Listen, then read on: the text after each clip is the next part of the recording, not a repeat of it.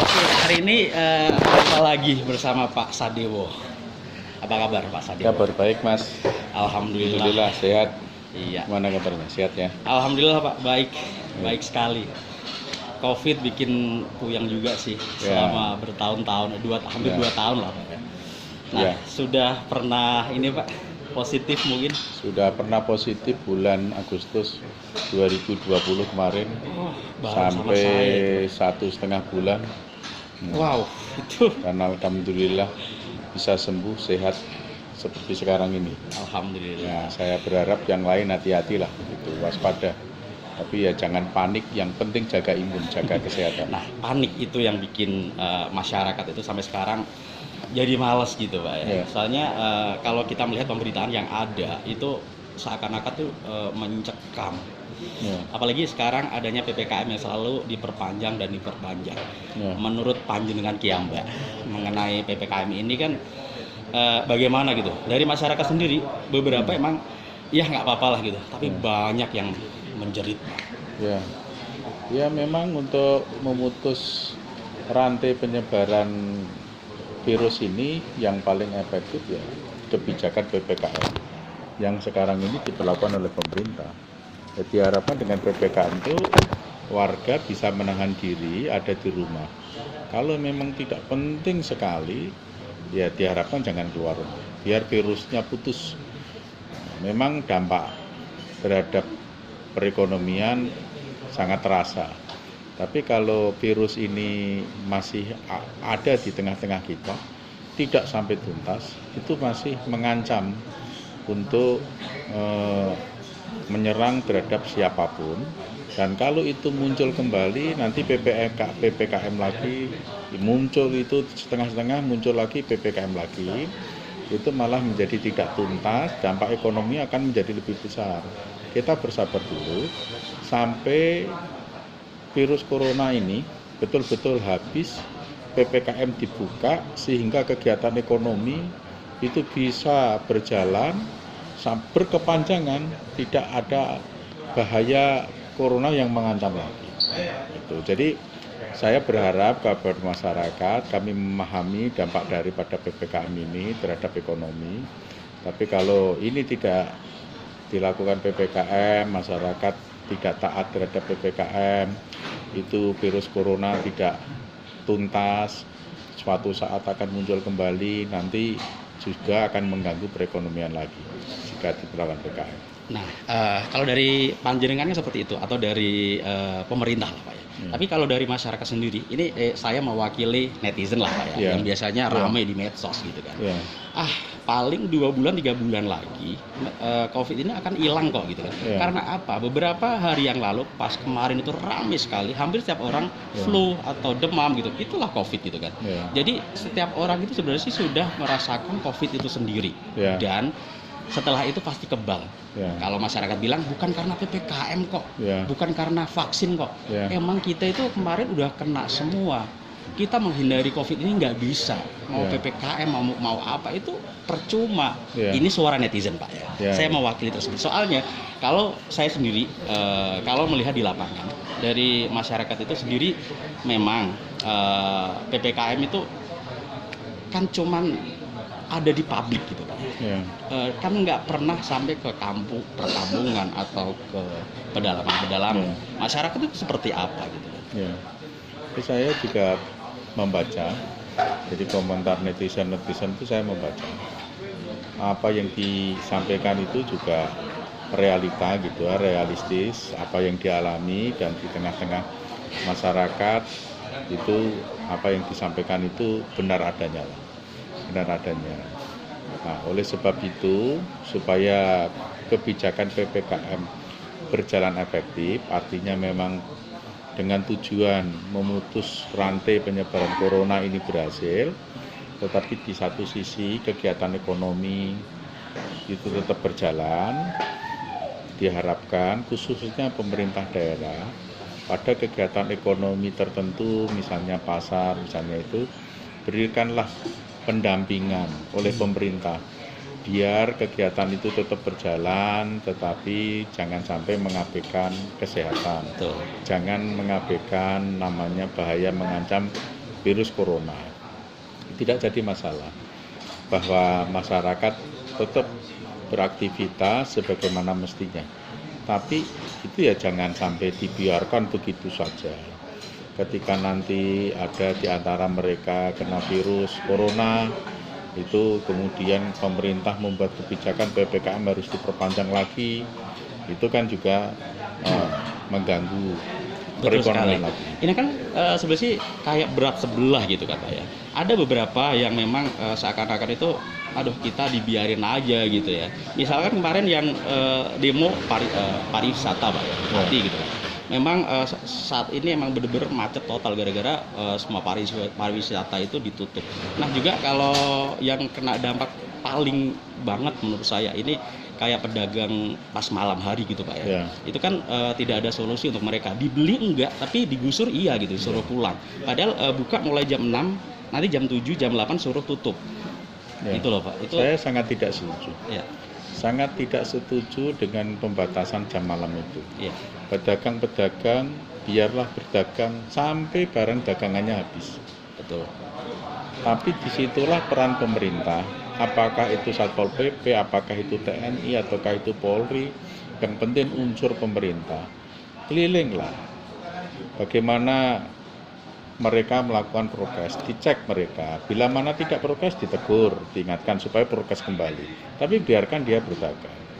Termasuk sektor pariwisata, kemudian ditutup total. Ini kan tidak realistis. Betul. Ya, biarkanlah mereka melakukan kegiatan ekonomi di pariwisata. Yang penting di situ juga ada petugas.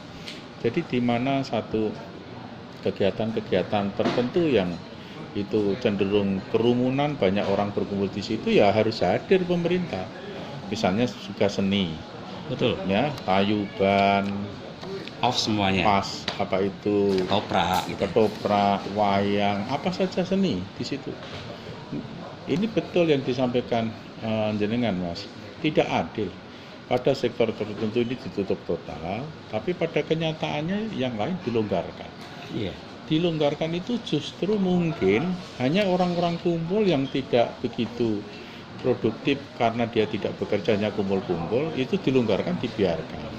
Tapi masyarakat yang mencari mata pencarian untuk anak istrinya, untuk anaknya sekolah, dia harus main ketoprak, harus main seni, wayang, jualan gitu. Nah, itu jualan itu memang saya sangat tidak setuju. Maka disinilah pentingnya pemerintah itu hadir. Ya, silahkan PPKM, tapi PPKM itu kan ya Pak dilihatlah zonanya. Misalnya kalau itu memang zona merah ketat, ya lakukan PPKM aja. Mengenai ini selalu diperpanjang Pak. Menurut jenengan ini lumrah gak sih? Ya, diperpanjang itu boleh, tapi pemetaannya harus konkret, harus real, harus valid. Kalau memang itu zonanya merah, zona merah itu jangan dilihat dalam cakupan wilayah kabupaten. Kalau kabupaten kan luas. Iya. Dalam satu kabupaten yang kena 1-2, kemudian satu kabupaten di PPKM semua, itu kan namanya tidak proporsional. Nah, tapi kalau misalnya di situ zonanya itu memang merah, RT itu merah, desa itu merah, ya desa itu yang jangan semuanya. Jadi PPKM silahkan diperpanjang, tetapi itu diperlakukan kepada zona yang betul-betul merah. Zona merah itu ya yang detail, jangan langsung dipukul rata secara. Ini kan COVID memang bisa dibilang, bisa semuanya hancur lah Pak ya. Apa sebaiknya itu nggak kayak di luar negeri aja Pak, kita berdamai sama COVID itu sendiri gitu kan. Kan vaksin sudah berjalan. Terus PPKM juga masih dijalankan gitu kan.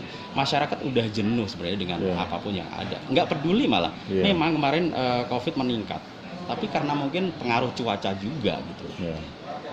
Sini kan kita itu kan harus berbicara itu kan dengan dasar yang bisa dicerna secara logika ya. Betul. Yang bisa dipertanggungjawabkan secara ilmiah. Tidak spekulasi, tidak tebak-tebak yang menimbulkan spekulasi yang belum tentu tebakan itu benar. Kalau dikatakan bahwa kemarin itu karena faktor cuaca, itu juga tidak ada penelitian yang menyimpulkan seperti itu. Tapi kalau menurut saya malah justru kemarin itu emang benar-benar kebanyakan masyarakat itu sudah terinfeksi gitu Pak. Tapi saat ini kan sudah menurun. Yes, berarti gini, kita itu kan berbicara atas data ya. Iya betul. Kita itu berbicara atas data, bukan atas opini ya. Betul. Kalau data itu memang kemarin menunjukkan bahwa yang kena COVID virus ini memang banyak.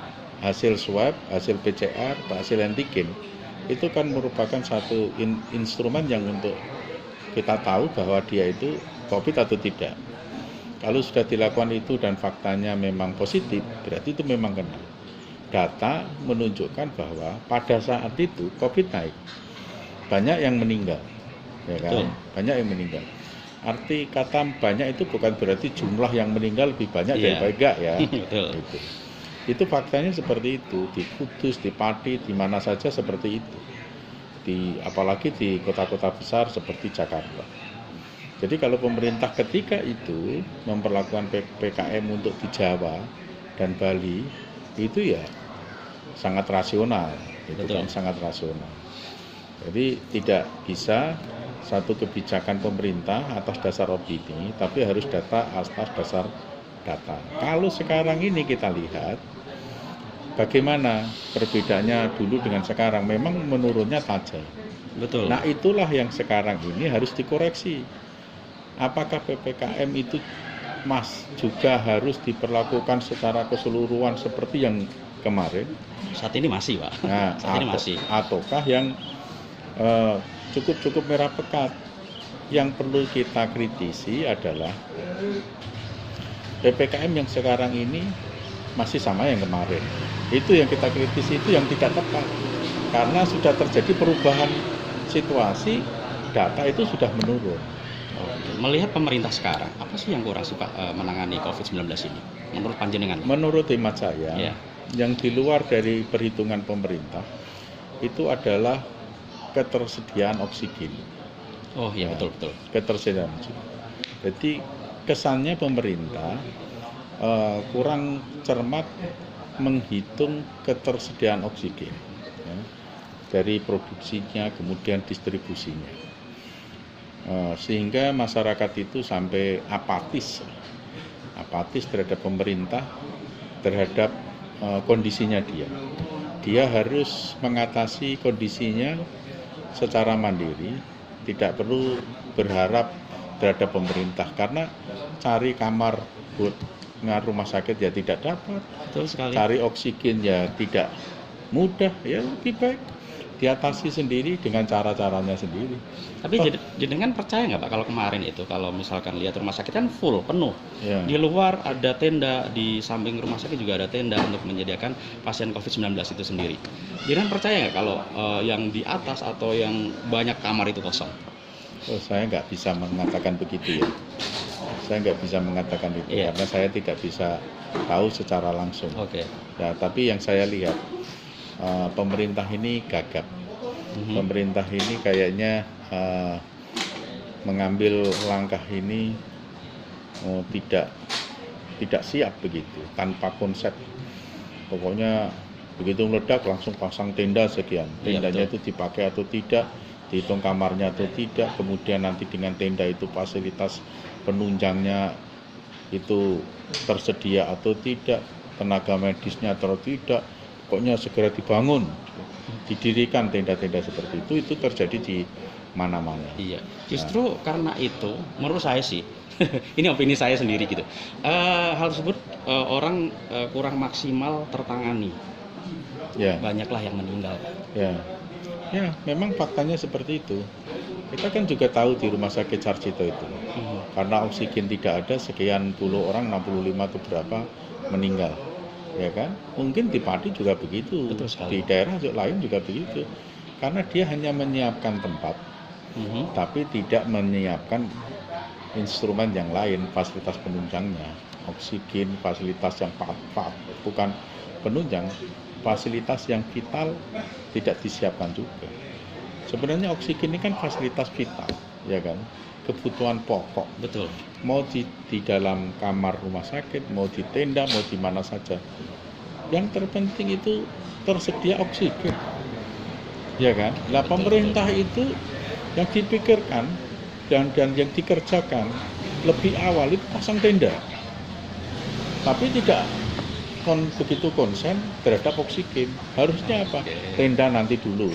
Bagaimana pemerintah berpikir dan konsen menyediakan oksigen. Mau yang sakit masih di mobil, yang penting ada oksigen. Mau yang sakit tidak dapat kamar di teras, di sela-sela rumah sakit, yang penting dapat oksigen. Kan itu harusnya, ya kan? Tapi pemerintah justru mendahulukan, artinya pemerintah tidak paham. Gitu ya. Artinya pemerintah kurang paham.